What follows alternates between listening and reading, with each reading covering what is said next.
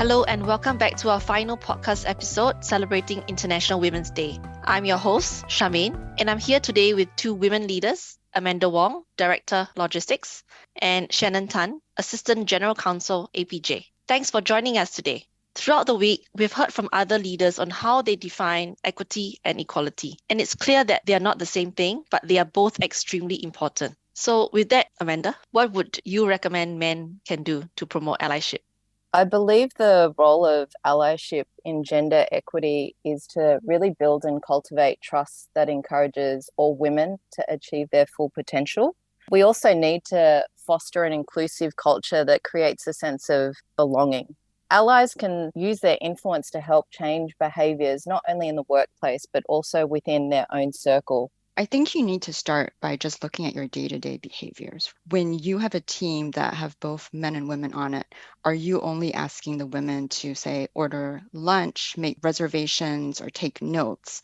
That behavior needs to change. And when you see or you observe harmful behavior, are you taking action to address that behavior, or are you just being silent? So doing nothing is being part of the problem.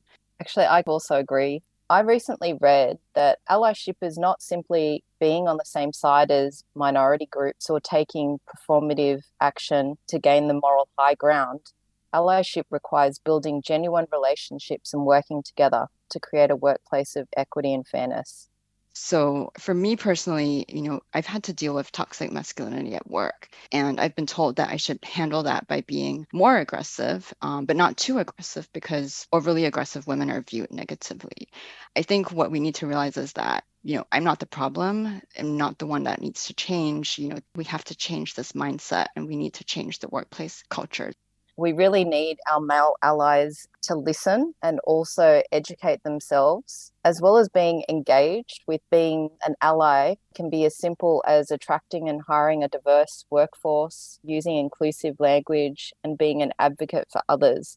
But I think speaking up on behalf of people in underrepresented groups who may not feel comfortable to voice out things on their own is a big part of it.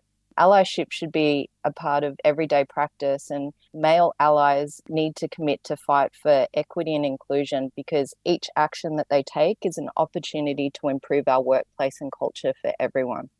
I mean, it does pain me that we're still having the same debate about inequality in the workplace, and that my daughter is probably going to be faced with the same thing 20 years from now when she's working, and that we haven't really made very much progress, and that I don't think people realize that it's more than just talking the talk. You have to walk the walk, and it's their very tiny day-to-day actions where you're bringing into every situation unconscious gender bias that need to be changed before you can then make the bigger changes. I agree. As a mom and I have a daughter, it also pains me, that we are still discussing of gender equality, equity, in this age. And it feels like men can always step up, in terms of like household chores, things that are domestic. Actually, that's a very good point. It all has to start at home, not just at the workplace, for these changes to kind of become significant in the future. Being a mother of a son, I'm also trying to teach my son that he can do all the things that he wants to, regardless of whether he's a boy or a girl. But I do notice that even at school, it starts at a really young age where they already try to segregate themselves from the girls. So I have one boy and one girl. I guess letting your children play with whatever toys they like, regardless of their sex. Like boys don't have to just play with like cars. They can play with dolls as well. Girls can also play with cars.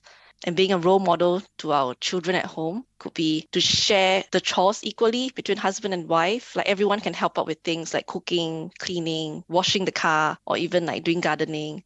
Yeah, absolutely, Charmaine. So, Yeah. for me personally, for example, I work, my husband does not. So that's a case where the traditional preconceived notion of gender, stay-at-home mom, but in this case, I have a stay-at-home husband. So that kind of tips Mhm. what most people think of as these traditional gender roles. So yeah, you do start young, and that I hope that my daughter does take from that it is okay if a mommy is the one that's working, but daddy's the one that's staying at home doing childcare. And we see that happening more and more these days, which is a good thing. I guess in my role as Director of Logistics, if you talk about logistics, it can come across as a very male-dominated field. So what we've been trying to do is obviously encourage more women to be involved in logistics or transportation for that matter. So we do try to get our women co-workers to speak up and be a part of the team and feel they're being heard and not make them feel like this is kind of the boys' club. I think also by seeing other women in this role, hopefully it will help them feel like, yes, I could be just as strong as her.